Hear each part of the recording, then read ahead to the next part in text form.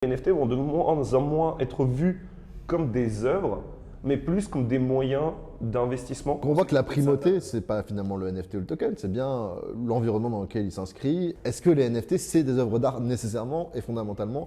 On a discuté avant qu'il y a quand même des différences dans le NFT. Il y a les collectibles, il y a les trucs de métaverse, des choses comme ça. Et en effet, il y a des choses qui s'apparenteraient plus à l'altcoin qu'à l'œuvre d'art.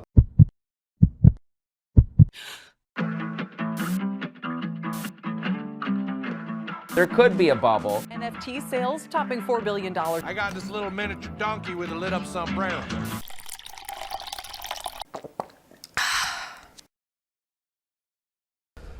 Salut tout le monde, bienvenue pour un nouvel épisode de No Fungible Tea, toujours avec Brian, ça ne change pas.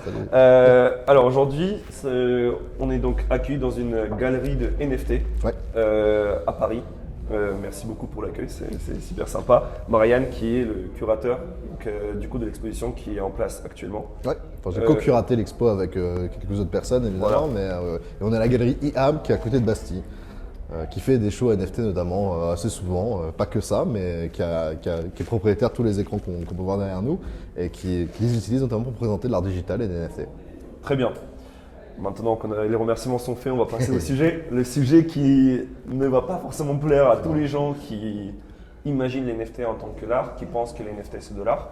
Il y a des choses qui ont été remontées, en tout cas sur Twitter. Et la question à laquelle on va essayer de répondre, ou au moins de quoi on va discuter aujourd'hui, c'est est-ce que les NFT sont en fait des altcoins avec des images? Donc les altcoins, c'est tous les jetons URC20, en fait tout ce qui n'est pas Bitcoin Ether, globalement ça va être des altcoins. Et la question qui a été posée, c'est que en fait les NFT, donc si on reprend la définition, c'est non-fungible token, donc les tokens non fungibles, si on traduit en français. Au final, il y a des collections où en fait des NFT ils sont plutôt fungibles parce qu'ils te donnent les mêmes droits. En réalité, ce qui va changer, ça va être juste l'image qui va représenter le token. Sachant que les NFT sont également des tokens, c'est des standards qui sont sur Ethereum, sur d'autres blockchains également, mais globalement, on va parler d'Ethereum pour généraliser tout ça. Ce sont des standards, ce sont des tokens qui sont ensuite rattachés à l'image qui, elle, est hébergée sur un serveur, globalement. Absolument, ouais. Et donc, aujourd'hui, Brian, qu'est-ce que tu en penses? Pour commencer, juste, si aujourd'hui, il y a une personne qui t'approche et te dit, voilà, pour moi, les NFT sont des altcoins avec des images. À part dire, tu sais, oui et non, c'est toujours un peu pareil. C'est marrant que tu dis ça parce que moi, le premier projet crypto-art, donc pas NFT, était donc quelque chose qui était une œuvre d'art, mais qui était aussi un ERC20. Il s'appelait I Am a Coin, qui était un projet qui était là pour se moquer un peu des grosses ICO de l'époque de 2017-2018. Un peu comme c'est le un Doge. mec, un peu comme le Dodge, sauf que là c'était en 2017. Donc là c'était un mec qui se tokenisait lui-même et il a fait un token ERC20 de 10 millions, je crois, de supply. Donc pas du tout rare, pas d'image, c'est fongible et pourtant c'était une œuvre d'art. Et donc ça pose la question. Est-ce que finalement un altcoin ça peut être une œuvre d'art aussi? Est-ce que les NFT c'est des œuvres d'art nécessairement et fondamentalement? On a discuté avant qu'il y a quand même des différences dans le NFT. Il y a les collectibles, il y a les trucs de métaverse, des choses comme ça. Et en effet, il y a des choses qui s'apparenteraient plus à l'altcoin qu'à l'œuvre d'art. Encore une fois, la frontière est un peu comme ça, mais ce à quoi tu faisais référence, qui sont concrètement ce qu'on appelle communément les collections d'IK de collectibles PFP, quoi. Donc les Bored Ape, les CryptoPunk et pas mal de trucs d'autres derrière comme les Doodles, comme Azuki, comme Artefact Connect, Google. Enfin, tu peux en citer de nombreuses et c'est vrai que celles-là, de par leur modèle, on dit que c'est des œuvres uniques en série, mais au final, ça apporte une forme de fongibilité parce que tu es sur un truc de 10 000 dans lequel tu as un retour un peu. Tu peux facilement définir déjà le concept de floor. Ce que tu pourrais pas avec une œuvre unique où bah là c'est une œuvre unique donc il n'y a pas de référence de qu'est-ce que ça a fait avant machin tu vois. C'était le premier à l'acheter je veux dire par là. Donc c'est compliqué. Mais c'est sûr que quand on voit notamment les nouveaux services de lending où tu peux mettre en nantissement un NFT et avoir un emprunt bancaire avec, ça veut bien dire que oui, il y a une forme finalement de valorisation directe de ces tokens-là. Et c'est ce que tu dis, en effet, c'est juste des pointeurs vers des images et au final, ce que ça reste au final, c'est un token. Alors, est-ce que c'est un altcoin, c'est un token aussi. Un shitcoin, c'est un token aussi, tu vois. Oui, bien sûr. Donc, c'est clair, ça dépend de l'approche qu'on a, mais je pense qu'on peut réfléchir. Tu peux être un acheteur NFT et réfléchir à une stratégie que tu appliquerais au altcoin et appliquer la même au NFT, ça pourrait fonctionner. Ouais. Oui, et de toute façon, je pense que c'est une discussion qui ne va pas donner une réponse en fait à cette question. C'est un peu cette philosophie qui ça va être dans la perception en fait. Dans comment est-ce que nous on perçoit les NFT? Est-ce que on les perçoit en tant qu'investissement? Toi par exemple, tu les perçois pas en tant qu'investissement. Enfin, j'imagine qu'il y a une partie qui est investissement. Mais ce que toi tu recherches quand toi tu investis dans les NFT, et tu le dis souvent, c'est qu'est-ce que fait l'artiste, qu'est-ce qu'elle essaie de transmettre là, donc une véritable recherche d'art. Tandis que tu as des mecs qui vont trader des NFT grâce aux outils comme par exemple Nansen qui te donnent des analytics des NFT, qui vont te donner un NFT qui est sous-coté d'après le marché. Donc pour revenir au sujet, je vais prendre la collection qui a fait le plus de bruit. Évidemment, on en parle assez souvent, c'est les Bored Ape. Les Bored Ape où en fait le fait d'avoir un Bored Ape, ça te donnait un accès à un club privé, donc un peu un country club à l'américaine. Et au final, si tu regardes, oui, ton singe, il a des caractéristiques différentes. Oui, ça peut être un alien, oui, il peut avoir une cigarette, enfin, peu importe. Tu as des trucs qui te différencient les uns des autres. Mais globalement, le fait de posséder un NFT de cette collection, n'importe lequel, peu importe la rareté, même si tu possèdes le Bored Ape le plus commun, tu as juste accès à ce groupe-là. Et en fait, c'est à partir de cette réflexion-là qu'on peut un peu discuter par rapport à ce que les NFT apportent réellement. Parce qu'aujourd'hui, j'ai un peu l'impression qu'on essaie de répondre à inventer des problématiques auxquelles les NFT peuvent répondre. Ouais. C'est un peu comme la blockchain. Et ça me fait rire sur Twitter, par exemple, il y a un truc qui… il va y avoir un désastre dans le monde et il y a un mec qui va répondre Bitcoin solves this, tu vois. Ouais. Genre, c'est un peu pour se moquer de ça. Et je trouve que vraiment les NFT, on leur a donné un peu cette problématique pour qu'ils y répondent, par exemple, accéder à un groupe, etc. Ouais, mais en fait, ton pass au country club, c'était exactement la même chose. Et pourtant, ce n'est pas considéré comme non fongible. En fait, ce que les NFT ont apporté, c'est dans un premier temps un marché secondaire également. Ça veut dire que les gens peuvent s'échanger des œuvres entre eux de façon très rapide grâce aux crypto-monnaies, etc. Et au final, beaucoup de gens achètent des NFT pour spéculer dessus ou pour juste montrer, bah oui, j'ai ce NFT-là. Donc c'est quelque chose qui… La question que je vais avoir plutôt par rapport à ça, c'est est-ce que le fait que ça soit plus ou moins fongible ou que ça donne les mêmes accès, est-ce que ça enlève de la valeur en fait qu'on a tendance à donner aux NFT? Bah écoute, si je veux prendre un peu l'exemple par exemple de l'immobilier, tu vois, c'est-à-dire que tu peux très bien acheter un chalet dans les Alpes comptant, ça va te coûter 3 millions d'euros, mais tu peux le faire. Sinon, l'option, c'est d'acheter avec 10 personnes le chalet et vous partagez sur l'année le fait. Est-ce que tu as moins un chalet que si tu étais propriétaire? Peut-être. C'est-à-dire que si tu dis oui, moi j'ai un chalet dans les Alpes, mais en fait j'y ai accès que 2 semaines par an et que c'est pas mon chalet vraiment, tu vois. Voilà, tu commences déjà à te justifier et qu'on comprend que t'as pas vraiment un chalet dans les Alpes. Ouais. c'est un peu ça, tu vois. C'est comme il y a une entreprise qui s'appelle Masterwork.io qui te permet d'acheter des parts à 10 € d'œuvres de grands maîtres. Je suis désolé, si j'ai 20 balles, 0,1% d'un Rovco, bah j'ai pas un Rovco dans mon salon. Donc c'est un petit peu différent. Je pense que ce qu'a apporté les NFT, certainement, c'est une forme de liquidité. Liquidité sur, on va dire, sur des assets culturels et aussi de gestion d'IP, etc., qui n'existaient pas forcément avant. Et je crois pas qu'il y ait des mecs qui montent leur wallet en disant regarde, moi j'ai un Dogecoin, tu vois. Ça. Je suis pas sûr que ça fonctionne pareil, tu vois ce que je veux dire. Donc là-dessus, il y a des petites différences, mais c'est sûr que le concept de rareté n'a du sens qu'à partir du moment où tu dépasses un plafond d'air en fait. C'est-à-dire qu'il y a des rares, vraiment rares, et il y a des trucs qui sont un peu plus rares que les autres, mais qui finalement sont tout à fait comparables aux autres et interchangeables. Donc le fait que ce concept de l'unicité, où on dit qu'en fait un Bored Ape ne veut pas un autre Bored Ape, dans la réalité des faits est assez faux, puisqu'en effet il y a le floor et qu'en fait un Bored Ape qui est le rank 9850 et celui qui est rank 8950, bon il y a 1000 rangs d'écart, mais en réalité c'est pas une grande différence notable. Et ce qui ça te donne les mêmes avantages au final. Hein. Ça te donne les mêmes avantages, tu vas pouvoir certainement le revendre à peu près au même prix que l'autre, voilà. Mais après, arriver à dépasser un certain niveau, la rareté a vraiment une valeur perçue et qui est percevable dans la collection secondaire des Bored Ape, qui elle se vend en ce moment à un floor dans les 10-15 Ethers, mais dont un très rare s'est vendu récemment 1000 Ethers, tu vois. Et tu te dis putain, il y a une différence de quasiment 10 fois 10, fois 100 même, pardon, entre un truc basique de cette collection-là et un très rare de cette même collection. Donc là, il y a des petites différences quand même quand tu vas chercher ça. Mais c'est vrai que la porosité entre ces frontières est assez particulière et on peut le voir avec PAC aussi. PAC a son token, qui a un altcoin, le H, Ouais. et que tu obtiens en brûlant des NFT. Je me suis Donc bien là, fait pareil. par ce token. Oui. C'est PAC en ce moment, il est un petit peu critiqué. Et en gros, PAC, c'est un mec aussi qui travaille naturellement dans la manipulation de marché, la game theory, la tokenomics. Donc ça faisait sens pour lui de faire un truc avec des altcoins. Mais on voit finalement que oui, c'est interchangeable. De ce point de vue-là, un NFT qui était unique devient finalement une équivalence en temps de supply d'un altcoin qui te permet d'acheter lui-même des NFT. Enfin voilà, en tout cas tout ça c'est de la sous-culture. Et je pense que le Dodge c'est pareil. La sous-culture des mecs qui étaient dans Dodge, c'est un peu la même sous-culture que les mecs qui sont dans les NFT, quoi. C'est des gens qui s'intéressent à des projets niches du monde de la crypto, puisque les NFT, ça reste encore niche dans les cryptos. C'est-à-dire que je crois qu'il y a moins de 50% des gens qui ont de la crypto qui ont des NFT. Donc franchement, c'est un projet qui est tout aussi niche que la DeFi. Par exemple, je crois qu'il y a plus de gens qui sont à DeFi qui ont des cryptos que des gens qui sont dans les NFT qui ont de la crypto, même si je n'ai pas les statistiques pour ça. Mais pour moi, voilà. Je pense pas qu'il y ait vraiment de statistiques. Je pense que dans les NFT, tu es obligé d'avoir des cryptos, mais maintenant tu as des solutions on-ramp, comment on appelle ça, donc en fait où tu peux utiliser ta carte bancaire, Ouais. que ce soit via Coinbase, que ce soit via Nifty Gateway, que ce soit via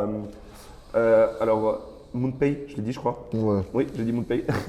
Non mais Ce que je veux dire par là, c'est autant il y a des maximalistes Bitcoin, Ether, etc., mais des maximalistes NFT, il y en a peut-être un peu moins. Tu vois ce que alors je veux les dire. maximalistes NFT, ils vont plutôt être maximalistes d'une blockchain sur lesquelles les NFT sont contenus. C'est Et ça. là, on va retrouver Ether, c'est la seule blockchain où il y a des vrais NFT. Donc Alors, on voit ensuite, que la après ça, primauté, c'est pas finalement le NFT ou le token, c'est bien l'environnement dans lequel il s'inscrit et la blockchain ou le token fongible qui est lié. Là, en l'occurrence, l'Ether, le Sol ou le Tezos par exemple. Tu vois. Donc vraiment, il y a une forme de cercle concentrique sur qu'est-ce qui est la base fondamentale de leur approche des gens. Et les gens qui achètent des trucs sur Ether, tu as raison, sont peut-être une approche de je crois en Ether, je crois aussi en l'écosystème d'Ether, je crois aussi en l'art, donc je crois dans un NFT, mais ça part par tautologie de Ether comme base, comme socle fondamental.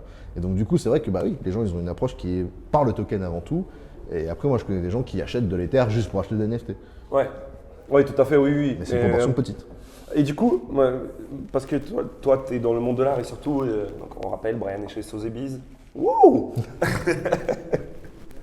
Non, en vrai, tu travailles avec des institutionnels, tu travailles avec des galeries d'art, tu sélectionnes les artistes, tu sélectionnes les œuvres qui vont être exposées, comme par exemple dans la galerie dans laquelle nous sommes aujourd'hui. Ouais. Ce sont des œuvres qui sont sélectionnées.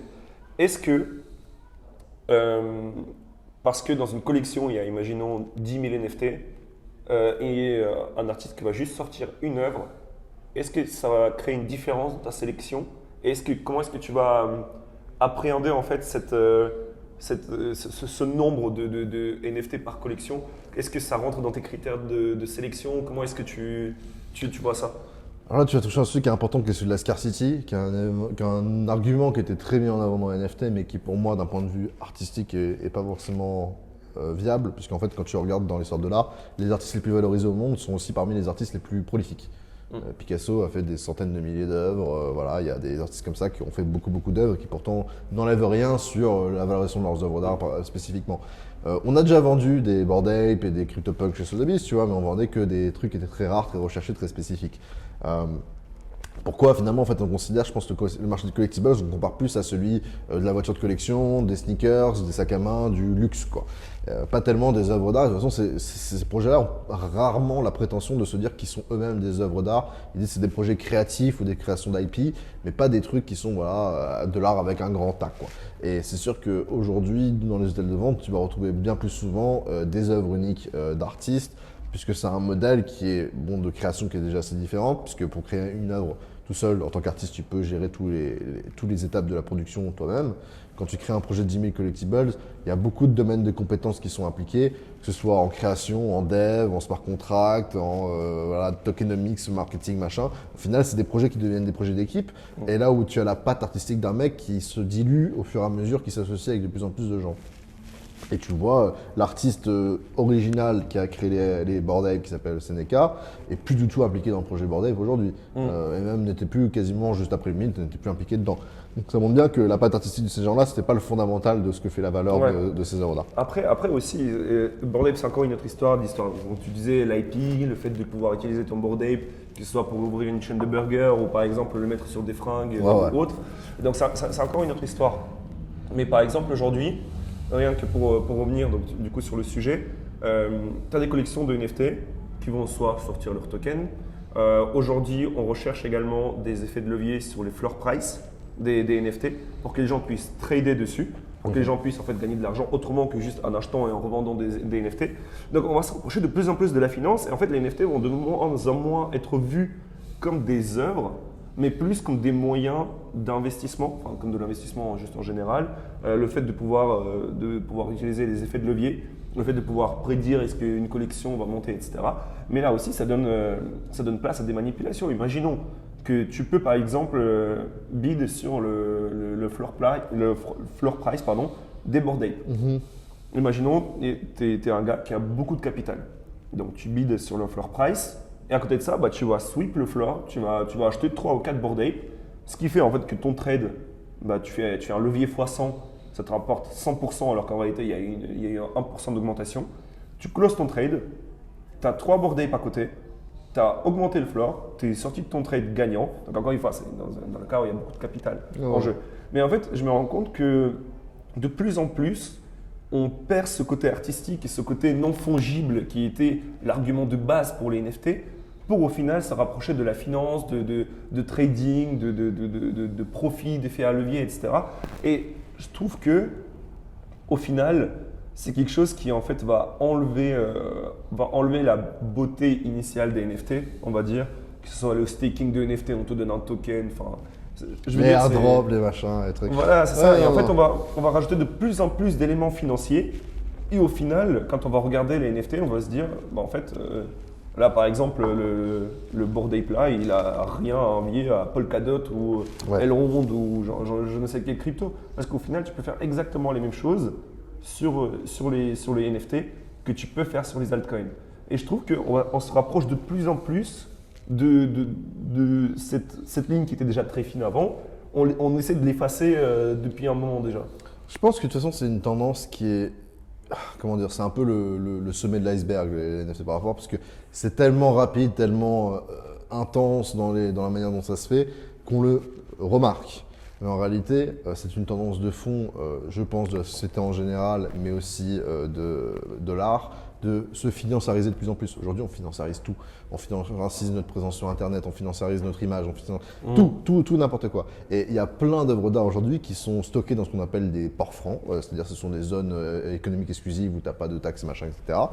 Et en fait, tu as une bonne partie des œuvres d'art du monde qui sont des chefs-d'œuvre, qui sont à la vue de personne et qui sont enfermés dans des boîtes, dans des ports en Suisse que personne ne voit, etc. Tu vois. Donc, et ça, déjà, on s'éloignait un peu de l'aspect artistique. C'est dommage d'acheter une œuvre à 100 millions d'euros de monnaie pour la garder dans une boîte que tu ne vas pas apprécier, etc. Mais force est de constater que c'est quand même une tendance qui existe aujourd'hui. Et en fait, tous a tendance à se financiariser aujourd'hui de nos jours, de plus en plus. L'art n'y échappe pas et en NFT, ça se voit juste de manière évidente, assez directement comme ça, parce que c'est des gens qui sont très financially savvy. Il y a des trucs de DeFi, etc. On peut mettre en place rapidement des protocoles pour ça. Mais voilà, ça c'est ce qui touche spécifiquement à des choses qui sont considérées comme des valeurs refuges de par leur statut, etc. Et qui vont être des considérations différentes d'une œuvre d'art. Tu vois, une œuvre d'art a toujours été considérée comme une sorte de valeur refuge. À plein d'égards, tu n'es pas imposé en France sur le capital de tes œuvres d'art, par exemple. Donc en fait, quand tu achètes une voiture à 200 000 euros, tu payes des taxes. Et tu payes des taxes chaque année sur ta voiture à 200 000 euros. Quand tu achètes une œuvre d'art à 200 000 euros, tu vas payer des taxes à l'achat. Mais après, tu n'en payes plus. Donc concrètement, certaines personnes pourraient voir des œuvres d'art comme littéralement juste des caisses d'argent sur tes murs, quoi. Parce que vraiment, concrètement, c'est ça, c'est du cash sur tes murs. Et donc au final, Voilà, tu peux voir comme ça, mais au final, autant pourquoi à ce moment-là on achète juste du cash qu'on met sur les murs, tu vois. Mais bon, il y a des mecs qui ont fait ça, hein, d'ailleurs, évidemment, mais en art, tu vois. Mais du coup, voilà, c'est une tendance de fond. Je pense que les NFT, c'est vraiment le tip of the iceberg et c'est là qu'on peut le voir et que ça nous choque puisque c'est rapide, c'est intense, ça se voit vite. C'était pas là il y a 2 mois avant. Donc voilà, ça fait des différences qui sont notables et visibles immédiatement. Et pour moi, c'est une tendance, une lame de fond qui se continue depuis très longtemps. Et c'est des adaptations qui correspondent à la population qu'on target. Les gens qui achètent des Bored Ape aujourd'hui sont des gens qui ont une gestion du capital qui est importante. Parce qu'aujourd'hui, quand tu achètes un Bored Ape 60 Ethers, tu n'achètes pas pour l'amour de l'art ou par coup de foudre ou par machin. Tu réfléchis beaucoup avant de faire ton achat puisque c'est beaucoup d'argent. Et donc évidemment, c'est des gens qui cherchent à avoir une gestion financière qui soit pertinente, active, agile, etc. Et ça, les œuvres d'art avant, c'était difficile de l'avoir. Très difficile de faire du nantissement d'œuvres d'art dans le monde de l'art traditionnel avec une banque. Les mecs, ils en font quasiment pas. Je crois qu'il y a une banque en France qui le fait. Et en gros, c'est compliqué. Alors qu'avec les NFT, c'est plutôt facile avec les protocoles Web3. Et du coup, ça ouvre cette porte à tout ça qui était aujourd'hui pas existant vraiment trop en marché de l'art. Et c'est pour ça que tu as des initiatives comme Masterwork dont je te parlais, où ça vient un peu financiariser tout ça.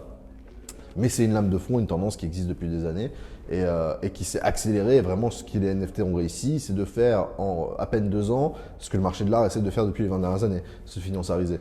Et surtout être liquide aussi, très liquide. Exactement, ouais. C'est-à-dire qu'il y a beaucoup de gens qui, il y avait cette statistique qui dit oui, alors les acheteurs NFT gardent un truc en moyenne 60 jours.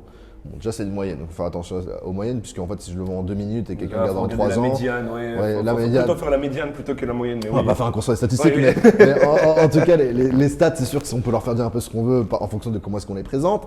Mais c'est sûr qu'en moyenne, 60 jours pour vendre les NFT, dans le monde de l'art, on est à 5 à 10 ans. Des gens disent ah oui, vous voyez, comprenez, les gens du monde de l'art sont bien plus amoureux de l'œuvre d'art, c'est pour ça qu'ils le gardent 5 à 10 ans. En réalité, c'est parce qu'ils ont du mal à la vendre. Donc c'est pour ça qu'ils le gardent 5 à 10 ans. Et surtout, c'est ce que tu m'avais expliqué aussi, c'est quand un collectionneur va revendre une œuvre d'art, en fait, elle va perdre de la valeur parce que ça veut dire qu'il veut s'en débarrasser, qu'il veut la vendre au final. Ça peut. Alors il y a quand même, c'est quand même difficile de vendre un truc moins cher que tu l'as acheté, c'est certain. Mais tu m'avais dit que justement ça perdait en valeur, pas forcément en prix, mais si l'œuvre, par exemple, va s'échanger entre différents acheteurs-vendeurs, au final, cette œuvre-là, ça veut dire qu'en fait, personne ne veut la garder. Ah, alors t'as ça, ouais, si ça se revend vite, mais la provenance parfois peut être utile aussi, c'est-à-dire que si ça a pas mal bougé dans des musées, etc., c'est quand même pratique. Donc c'est vraiment du cas par cas, en l'occurrence, mais c'est sûr que dans le monde de l'art, tu gardes des choses assez longtemps, oui, parce que parfois, en fait, déjà, les galeristes, ils ont un contrôle sur leur premier marché. Et c'est pour ça que tu peux rarement rencontrer les artistes dans le monde traditionnel, parce qu'ils n'ont pas envie que tu ailles acheter à l'atelier directement, etc. Et pour ça, parfois, tu as des obligations de ne pas revendre des œuvres avant 3 ans au moins de l'avoir gardé, parce que sinon, ça vient niquer le fait qu'ils ont le contrôle sur le premier marché. Sinon, tu peux acheter les œuvres au premier marché en hôtel de vente plutôt que chez eux. Donc, ça, c'est clair, c'est des logiques, mais aujourd'hui, voilà, le marché de l'art, je pense, si tu avais la capacité facilement de vendre tes œuvres immédiatement, safe, etc., on aurait une moyenne qui serait bien plus basse qu'elle ne l'est aujourd'hui, donc aux alentours de 5 à 10 ans, c'est sûr. Je pense que ce débat, qui vient d'ailleurs du thread de Kobe, qui en a parlé, et je trouve que ce débat, il fait sens, entre guillemets. En fait, pour revenir sur ce que tu disais justement, c'est que on essaie de comparer les NFT et le monde de l'art, mais en réalité, là, on essaie de comparer un token à un autre dans la crypto. Et en fait, vu qu'il y a eu ce narratif de « ouais, mais regardez, c'est pas vraiment de la crypto, c'est un truc non fongible, on n'a jamais eu ça avant », forcément, les gens remettent ça en question. Comme Bitcoin, est-ce que c'est une valeur refuge? C'est remis en question constamment. Il y a des gens qui sont persuadés que c'est une valeur refuge en termes de valeur, mais après tu regardes, depuis l'inflation, elle monte, c'est un enfer aujourd'hui. Le Bitcoin, il a quand même perdu 80% par rapport à l'ATH. Valeur refuge, on n'est pas trop là-dedans. Tu vois. Mais je pense que c'est pareil avec les NFT. Je pense que on essaie de créer ces problématiques, on essaie de répondre à des problématiques qui n'existent pas, ou du moins que personne ne se pose avant d'avoir créé les NFT. Et forcément, ces problématiques-là, une fois qu'on se rend compte des certains défauts dans la création, dans la préparation de tout ça, une fois qu'on se rend compte de ça, on se dit, en fait, au final, il n'y a pas beaucoup de différence. Donc je pense que c'est ni vrai ni faux, ça dépend des collections, ça dépend des artistes, ça dépend beaucoup de l'œuvre en général. Parce que Ouais. les NFT qui ne sont pas des œuvres également, il faut bien le préciser. Ouais, non, ça clairement, c'est la majorité. Et bon, pour pas conclure sur peut-être, ni oui, mais oui, mais non, je pense que ce qu'on peut dire pour conclure, c'est qu'il y a clairement un décalage entre la promesse et le narratif des NFT, sur ce qui est promis, sur pourquoi est-ce que c'est révolutionnaire, etc. et sur la réalité factuelle de quels sont les acteurs qui sont impliqués dans le marché, quelles sont leurs motivations, quelles sont leurs habitudes, la manière dont ils le font, comment est-ce qu'ils considèrent ça, quelle est la différence du marché, les différents segments, etc., que ce soit en termes de prix, en genre, en style de choses qui sont présentées.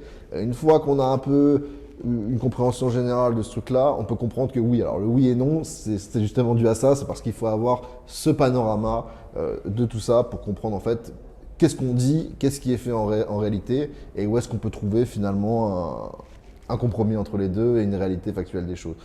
Aujourd'hui, les NFT ont amené pas mal d'adoptions de la part des artistes, des créatifs, des collectionneurs d'art dans la crypto, des gens qui n'étaient pas impliqués dans la crypto jusqu'ici. Par contre, aujourd'hui, on a atteint un peu les limites de cette adoption et on cherche à trouver de nouvelles méthodes pour pousser l'adoption. Ça passe par exemple, la NFT Factory, des initiatives d'amener les NFT dans le monde réel. Ça passe par des expositions comme ça, tu vois. C'est-à-dire que nous, ces expositions comme ça, commercialement, c'est pas hyper intéressant pour nous, mais ça nous permet d'amener les NFT dans le réel, de potentiellement faire des découvertes à des gens. Plus d'adoption, toujours, ouais. Et pousser l'adoption, parce que c'est ça fondamentalement ce qui va changer pour les cryptos. On peut pousser tout ce qu'on veut, tant que ça marche en vase clos, ça reste des problématiques de vase clos. Et tant que ça n'a pas atteint une forme de viralité, d'utilisation globale et d'adoption généralisée, et ces réponses resteront toujours de toute façon un peu des points d'interrogation, puisque ça dépend fondamentalement des gens qui sont impliqués dans ce marché-là. Et plus tu amènes des perspectives différentes, plus tu amènes des profils différents, plus ces questions-là vont avoir, je pense, des finalités en termes de conclusion sur c'est quoi en vérité, la réalité de ces trucs-là. Tant qu'on reste à 10% du monde qui est impliqué là-dedans. Et encore 10%, ça sera très grand. Je même pour la crypto, tu vois. mais tant qu'on reste là-dedans, ce sera des problématiques qui sont très ethnocentrées, qui dépendent fondamentalement des gens qui y participent, tu vois. Et donc voilà, c'est pour ça que ça va rester des points d'interrogation pour toujours. Les questions sont éternelles, les réponses sont toujours très temporaires. Et donc ça dépend vraiment du. C'est une très belle phrase. C'est une première fois, je ne sais plus où je la sors. Je crois que c'est une BD, un truc comme ça. mais je l'aime bien. Mais c'est une vraie réalité. Les questions, tu vois, il y a des questions en politique, ça que les mecs se posent depuis l'Antiquité, depuis le 5e siècle avant Jésus-Christ, la démocratie, qu'on n'a toujours pas fini de répondre, tu vois. Ouais. Et l'art, ce sera toujours pareil. Ce sera une question qui va être ça m'est s'arrêter. Moi, c'est ce qui me motive de travailler là-dedans.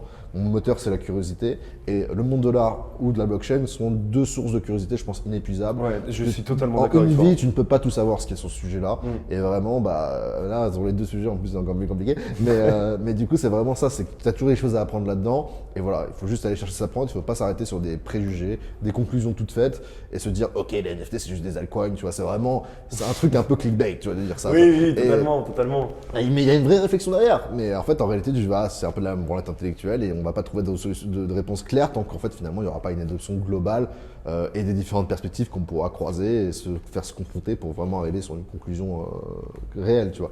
Donc voilà, je pense qu'on peut conclure un peu là-dessus. Alors, et je pense aussi, du coup, juste pour finir sur ta conclusion aussi, c'était en fait l'idée qu'on avait derrière cette émission quand on avait commencé, c'était de croiser ton regard artistique et mon regard un peu plus technique sur la partie crypto pour croiser ça et en faire quelque chose qui peut en fait parler aux gens beaucoup plus et qui peut leur donner même des insights sur l'art que toi, tu vois, c'est incroyable. Tu les trouves pas partout et tu as une connaissance de l'art qui est vraiment géniale. Je te dis, à chaque fois qu'on fait une émission, tu me sors des trucs, je me dis, ce mec, il est trop chaud. C'est gentil. Non, et je trouve ça vraiment cool de pouvoir en discuter comme ça et surtout de donner ça gratuitement aux gens aussi. C'est vraiment, je suis très content. De toute façon, les gens qui suivent cette émission sont forcément des gens qui sont curieux et je pense que tu vois, les gens qui suivent Oak sont pas forcément les gens qui sont les plus intéressés par l'art, clairement. Et là, tu vois, j'y vais pas trop en référence historique, artistique, etc. Parce que sinon vous allez vous emmerder. Hein. Mais du coup, c'est peut-être des premières étapes et ça me fait plaisir s'il y a des gens qui commencent à s'intéresser au sujet de l'art, même à travers une approche d'investissement. C'est une première étape et moi j'ai vu beaucoup de gens commencer à envisager l'art et la NFT sous une approche d'investisseur et qui ont développé une vraie approche de collectionneur par ensuite. Et c'est vraiment, moi je pense que la nouvelle génération de collectionneurs d'art se trouve sur le Web3 et un jour ça venait de plus en plus vers l'art traditionnel. Mais voilà, aujourd'hui je pense qu'il y a vraiment un intérêt intéressant intéressant de s'intéresser. Putain, intéressant de s'intéresser. Voilà. Il y a vraiment quelque chose de fondamental à renouveler la base de collectionneurs du monde de l'art et je pense que notre génération et celle des acheteurs d'NFT, c'est vraiment la relève à ce niveau-là pour le monde de l'art et c'est pour ça que c'est pas à négliger. Je pense que c'est une révolution culturelle, certainement sociale dans un autre temps, qui n'est pas négligeable et qui va avoir son impact dans la société globale dans les prochaines années ou décennies. Voilà. Alors là, c'est vraiment visionnaire. On finit sur une belle ouverture. Merci à tous d'avoir regardé cet épisode. Merci à tous les gens qui suivent, merci à tous les gens qui supportent. Et écoutez, abonnez-vous, allez suivre Brian. Et puis à la prochaine. Salut!